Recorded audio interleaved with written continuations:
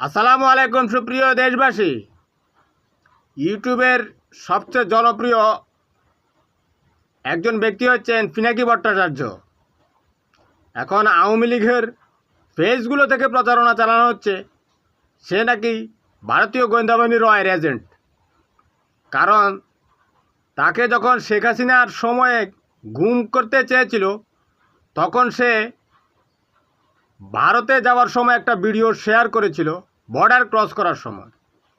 এখন আওয়ামী লীগের পেজের যে সমস্ত যারা বক্তা রয়েছে, আলোচক রয়েছে, তারা বলছে সালাউদ্দিনকে ভারতের পুলিশ শিলং থেকে আটক করেছে, কিন্তু পিনাকিকে আটক করা হয়নি কেন?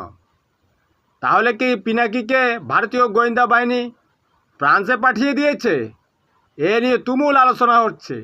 যদি এরকম হয়ে থাকে তাহলে আমাদের জন্য দুর্ভাগ্য।